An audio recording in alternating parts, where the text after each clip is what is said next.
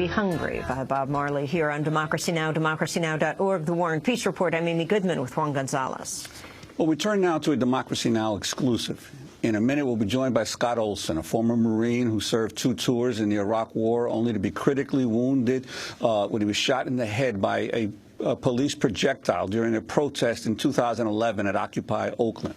He was hospitalized in critical condition with a fractured skull, a broken neck, vertebrae, and brain swelling. At the time of the shooting, Olson was wearing fatigues and a Veterans for Peace T-shirt.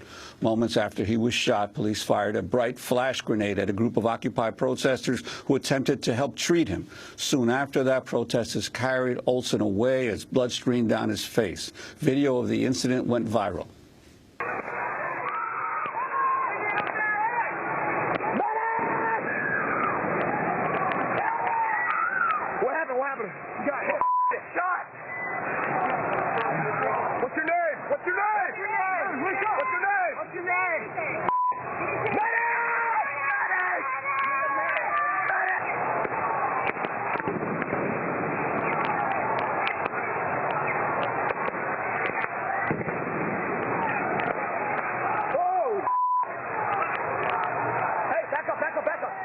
Protests condemning the police use of force were held around the country. The incident galvanized the Occupy movement in Oakland. Within a week, a general strike temporarily shut down the Oakland ports.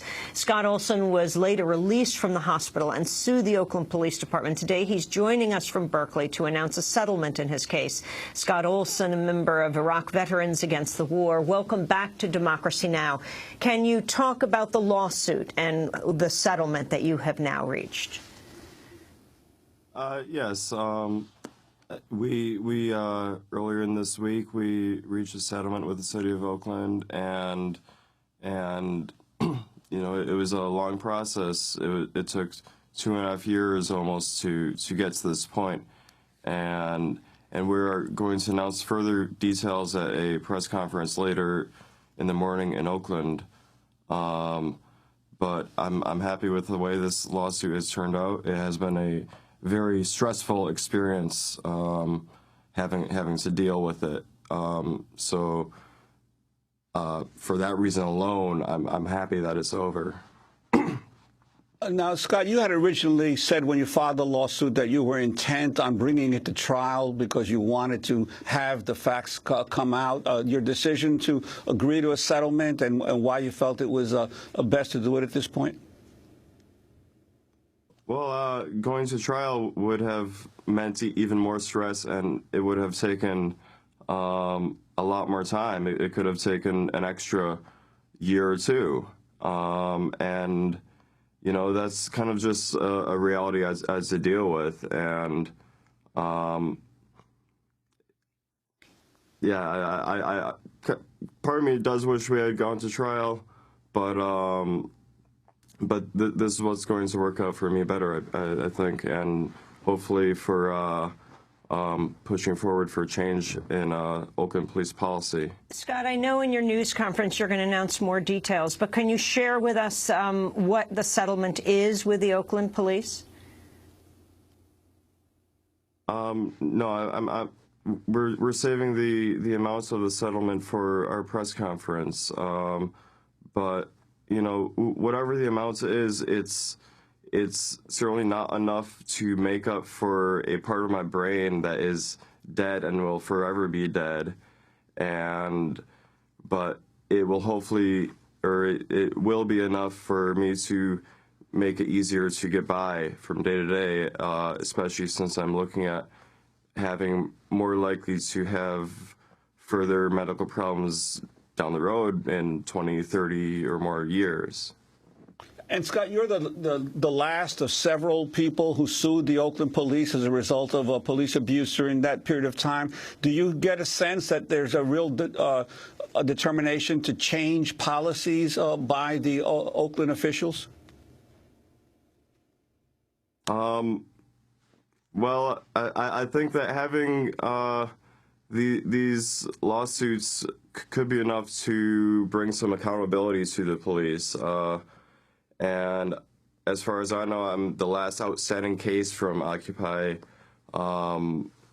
with police brutality in Oakland. And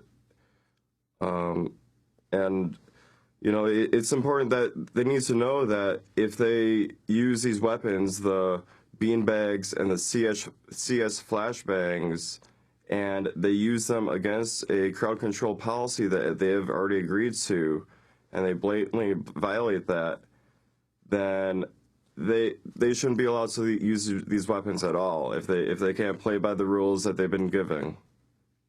Scott, what is the extent of the injury to your brain, and how will it impact you in the future?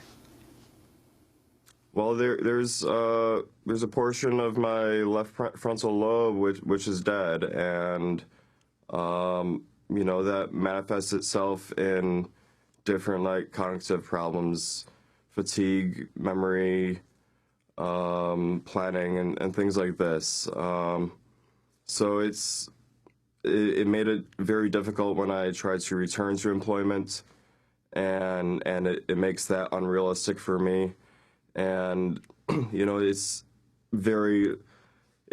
I'm at a much greater risk of down the line developing dementia, Alzheimer's, or other cognitive issues. Scott, in the settlement, can you give us a sense of the range? Are we talking 7 figures? Are we talking in the millions? Yes, it's 7 figures. And is there any deal you've made with the police around their behavior and changes in how they deal with people in protests? No deal has been made, but we are going to put pressure on or work with the police for, our first step is to disallow the use of the weapons that they attacked me with. The beanbags and the flashbangs were both key in what happened to me.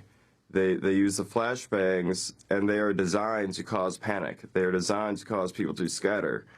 Now, you can't safely fire beanbags into a crowd after you deploy those flashbangs. You can't hit the target because people are going to be running. And do you know what you were hit by? I was hit with a beanbag round, which is fired out of a shotgun, and it's like a nylon sock with 40 grams of lead pellets, and it was from about a distance of about 15 feet. Well, Scott, we want to thank you so much for being with us, and we will cover your news conference later today. Where are you holding it? It's at Oscar Grant Plaza in front of Oakland City Hall at 10 a.m. Scott Olson, former Marine who served 2 tours in the Iraq War, was critically wounded after being shot not in Iraq, but shot in the head by a police projectile at Occupy Oakland. Hospitalized in critical condition with fractured skull, broken neck vertebrae, brain swelling. Member of Iraq Veterans Against the War. Thanks so much for joining us. This is Democracy Now! We'll be back.